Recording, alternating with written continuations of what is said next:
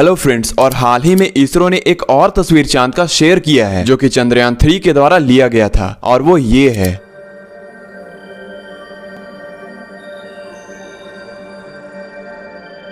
चंद्रयान 3 17 अगस्त 2023 को सफलतापूर्वक एक और बेहद ही अहम पड़ाव को पार कर लिया है, जो कि प्रोपल्सन मॉड्यूल और लैंडर मॉड्यूल का सेपरेशन है, जो कि चांद से 100 किलोमीटर की ऊंचाई पर हुआ था। और अब विक्रम लैंडर या फिर लैंडर मॉड्यूल का जर्नी मून के ऑर्बिट में सक्सेसफुली जारी है, जिसके बाद 23 अगस्त को जब चंद्रयान 3 चांद के सतह से 30 किलोमीटर की ऊंचाई पर होगा, तब विक्रम लैंडर के थ्रस्टर्स को ऑन कर दिया जाएगा, जिसके बाद धीरे धीरे चंद्रयान सतह से नजदीक आता जाएगा और फिर 23 अगस्त समय 5:47 में चांद के सतह पर साउथ पोल रीजन में लैंड कर जाएगा। लेकिन अब ये प्रोपल्सन मॉड्यूल और लैंडर मॉड्यूल क्या है और इनका काम क्या है इस मिशन में, चंद्रयान 3 कौन कौन सी डिस्कवरीज करने वाला है और क्यों ये मिशन इंडिया के लिए सबसे जरूरी है, आइए आज के इस वीडियो में हम इन्हीं सारे इंटरेस्टिंग सवालों के जवाबों को एक्सप्लोर करेंगे। सो वीडियो में लास्ट तक बने रहिएगा और मैं श्योर हूँ कि इसके बाद आपके काफी सारे सवालों के जवाब मिल जाएंगे। सो सबसे पहले बात करते हैं चंद्रयान 3 कहाँ तक पहुँचा है और अभी एक्चुअली ये क्या कर रहा है। सो प्रोपल्सन मॉड्यूल से विक्रम लैंडर या लैंडर मॉड्यूल अलग होने के बाद चांद के ऑर्बिट में उसका चक्कर ही लगा रहा है। अब ये सवाल आपके दिमाग में जरूर आ रहा होगा कि कौन किसका चक्कर लगा रहा है, आखिर ये प्रोपल्सन मॉड्यूल और लैंडर मॉड्यूल में क्या डिफरेंस है एंड एट लास्ट इन दोनों का क्या काम है। तो पहले जानते हैं प्रोपल्सन मॉड्यूल क्या है। सो प्रोपल्सन मॉड्यूल दरअसल में एक ऐसी मशीन सिस्टम है जो किसी भी ऑब्जेक्ट को प्रोपेल यानी कि आगे धक्का लगाने का काम करता है। ये दरअसल में Newton's third law of action and reaction पे आधारित है, जिसमें किसी गैस या लिक्विड को जला के इंजन को एक्सेलरेट या आगे बढ़ाया जाता है। अब ये प्रोपल्सन सिस्टम हमारे एरोप्लेन्स में भी यूज होते हैं। तो ये बात हो गई कि प्रोपल्सन मॉड्यूल क्या है। अब चंद्रयान 3 में इसका क्या काम है, आखिर कितना अहम रोल रहा है इसका। सो आपको बता दो कि प्रोपल्सन मॉड्यूल ही वो चंद्रयान 3 का पार्ट है जो इस मिशन को आज चांद के बेहद करीब ले आया है। एक तरफ जब चंद्रयान 3 अर्थ को ऑर्बिट कर रहा था, उस समय इसे अपने ऑर्बिट को बढ़ाना पड़ रहा था अर्थ की ग्रेविटेशनल इन्फ्लुएंस से बचने के लिए और फ्यूल बचाने के लिए। उसी वक्त ऑर्बिट को इंक्रीज करने में प्रोपल्सन मॉड्यूल ने ही मदद की थी, जिसके बाद अर्थ की ऑर्बिट को छोड़ने के समय में भी जिस थ्रस्टर का यूज किया गया था वो भी प्रोपल्सन मॉड्यूल का ही था। वहीं पर दूसरी तरफ जब चंद्रयान 3 मिशन को मून के बॉन्ड ऑर्बिट मैन्यूवर यानी ऑर्बिट जंप कराना था, उस वक्त भी प्रोपल्सन मॉड्यूल का ही यूज हो रहा था।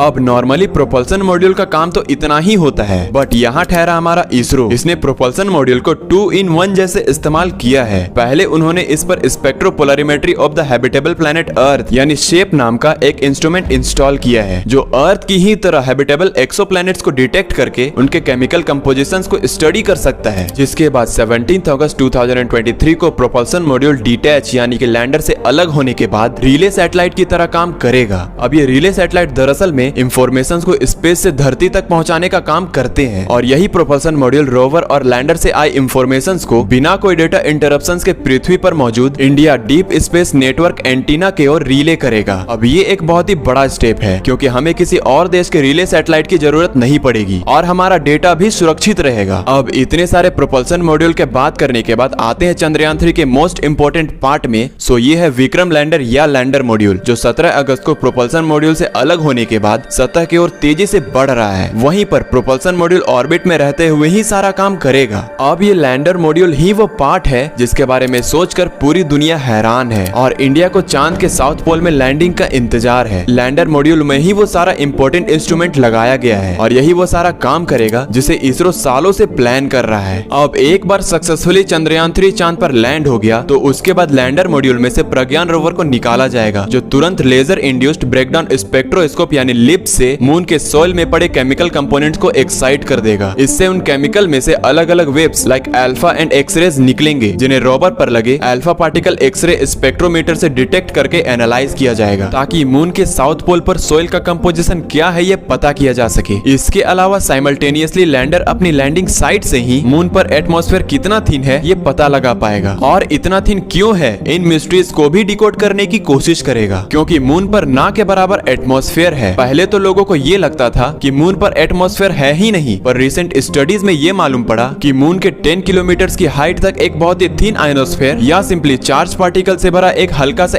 एटमॉस्फेयर का लेयर है और जिसके एक्सिस्ट करने का एक्यूरेट रीजन अब तक किसी को मालूम नहीं। सो चंद्रयान 3 का लैंडर मॉड्यूल बेसिकली अपने रैम्बा और चेस्ट इन सेंसर्स के मदद से मून के आयनोस्फेयर का हीट कंडक्शन प्रॉपर्टीज और टेम्परेचर के बारे में हमें प्रिसाइज डेटा देगा। इसके अलावा मून पर अर्थक्वेक्स डिटेक्ट करने के लिए लैंडर पर इंस्ट्रूमेंट फॉर ल्यूनार साइस्मिक एक्टिविटीज यानी कि इल्सा डिटेक्टर फिट किया गया है और लैंगमुर प्रोब यानी एलपी भी लगाया गया है जो सन से आते हुए प्लाज्मा वेव्स को डिटेक्ट कर पाएगा। यानी मून का एटमॉस्फेयर पूरी तरह से सूरज के पावरफुल रेडिएशन का नतीजा है या फिर चांद के केमिकल कंपोनेंट्स का। इसका एक एग्जैक्ट आंसर हमारा चंद्रयान 3 पता लगा सकता है। अब ये मिशन इंडिया के लिए बहुत जरूरी है। आखिर क्यों? सो मैंने जितने भी डिस्कवरीज अभी आपको विक्रम लैंडर के बारे में बताया, ये डिस्कवरीज आज तक किसी भी देश ने नहीं किया है और अगर इंडिया इस मिशन को सक्सेसफुली कर लेता है तो इंडिया वो पहला देश बन जाएगा जिसने इन कामों को कर दिखाया होगा। अगर चंद्रयान 3 का मिशन सक्सेसफुल होता है तो उससे इंडिया स्पेस सुपर पावर कहलाने के साथ साथ पहला वो देश बन सकता है जो पृथ्वी के क्रिएशन और इवोल्यूशन से जुड़ी थ्योरीज को प्रैक्टिकली प्रूव कर सकता है। क्योंकि साइंटिस्टों के अकॉर्डिंग मून के साउथ पोल पर स्पेक्ट्रोस्कोपिक के जरिए देखा गया है कि वहाँ आइस के फॉर्म में वाटर के मॉलिक्यूल्स काफी ज्यादा मात्रा में मौजूद हैं और वहाँ के क्रेटर्स के अंधेरे कोनों में जमा हुआ पानी तो चांद और पृथ्वी जब पैदा हुए थे तब से ही वहाँ पर मौजूद है। साथ ही ये देखा गया है कि मून पर कुछ मैग्नेटिक फील्ड एनोमलीज भी हैं। वहाँ भी बिल्कुल अर्थ की ही तरह एक अनइवन मैग्नेटिक फील्ड है। मतलब अगर हम इस मैग्नेटिक फील्ड का पता लगा पाए तो हम भी ये समझ सकते हैं कि क्या चांद ओरिजिनली हमारे पृथ्वी से ही टूटकर बना था। सो इन्हीं सारे इंपॉर्टेंट सवालों के चलते ये मिशन इंडिया के लिए बहुत ही जरूरी है। सो इन सारे सवालों के जवाब तो 23 अगस्त समय 5:47 में ही पता चलेगा। लेकिन यहाँ पर एंट्री होती है रशिया के लूना 25 मिशन का, जो 47 इयर्स के बाद 11 अगस्त 2023 को अपना मून मिशन फिर से एक बार लॉन्च कर चुका है। दरअसल 5 अगस्त को पुतिन एक रशियन इंटरव्यू में सरप्राइजिंगली अनाउंस किए कि रशिया एक बार फिर से मून मिशन 47 सालों बाद जो कि है लूना 25 लॉन्च करने जा रहा है और जो कि इंडिया के चंद्रयान 3 से पहले यानी कि 22 अगस्त 2023 को मून के साउथ पोल रीजन में लैंड करेगा। अब इसके बाद इंडिया को जोर का झटका लगा। अब इसरो के साथ साथ हर भारतीय को केवल एक ही चिंता सता रही है कि क्या सच में इंडिया से पहले रशिया अपना मून मिशन सक्सेसफुली कर पाएगा। सो जी हाँ, ये बात सच है कि रशिया हमारे चंद्रयान 3 से पहले लूना 25 को मून के साउथ पोल रीजन में लैंड कराएगा। क्योंकि जहां पर लगभग 20 दिन चंद्रयान 3 को मून के ऑर्बिट में जाने में लगे थे, वहीं पर लूना 25 को सिर्फ 5 दिन लगेंगे। वो इसीलिए क्योंकि चंद्रयान 3 लॉन्च होने के बाद 2 हफ्तों तक अर्थ का चक्कर लगा के अपने ऑर्बिट को रेज कर रहा था, जिससे कि अर्थ की ग्रेविटेशनल इन्फ्लुएंस का चंद्रयान 3 के ऊपर कम से कम असर हो ऑर्बिट एस्केप करने के समय, और जिससे कि फ्यूल की भी काफी बचत हो गई। और यही फ्यूल लैंडिंग के वक्त यूज में आ जाएगा, जो कि स्पेस मिशंस को और कंट्रीज के मुकाबले सस्ता कर देता है। अब एक बार चंद्रयान 3 की अर्थ ऑर्बिटिंग कंप्लीट हो गई थी, उसके बाद किसी स्लिंगशॉट के जैसे ल्यूनार ट्रांसफर ट्रेजेक्टरी में एंटर हुआ। दरअसल स्लिंगशॉट एक ऐसी टेक्निक है जिसमें स्पेसक्राफ्ट की स्पीड को इंक्रीज करने और ज्यादा डिस्टेंस कवर करने के लिए रास्ते में आने वाले बड़े सेलेस्टियल बॉडीज के ग्रेविटेशनल इन्फ्लुएंस का यूज किया जाता है, जिसमें किसी प्लैनेट या फिर मून के ग्रेविटेशनल इन्फ्लुएंस में रहकर ऑर्बिट में रहते हुए ही पहले धीरे धीरे स्पीड को बढ़ाया जाता है, जहां स्पेसक्राफ्ट ऑर्बिट को बड़ा करता रहता है और एक परफेक्ट टाइम चूज करके एक प्रिसाइज डायरेक्शन में थ्रस्टर को ऑन करके दूसरे सेलेस्टियल ऑब्जेक्ट के ओर शूट कर दिया जाता है। आते हैं अपने टॉपिक पर, तो वहीं Luna 25 direct lunar insertion technique का यूज कर रहा है, जिसमें लॉन्च होने के बाद बिना अर्थ के ऑर्बिट को चक्कर लगाए स्पेसक्राफ्ट डायरेक्ट मून के ऑर्बिट में एंटर करता है। और इस प्रोसेस में ज्यादा फ्यूल कंजम्पशन के साथ एक पावरफुल इंजन की जरूरत पड़ती है, जो कि रशिया के पास एक्चुअली में है, जिसका नाम सोयूज 2.1V रॉकेट है, जैसे कि वीडियो के शुरुआत में मैंने कहा था।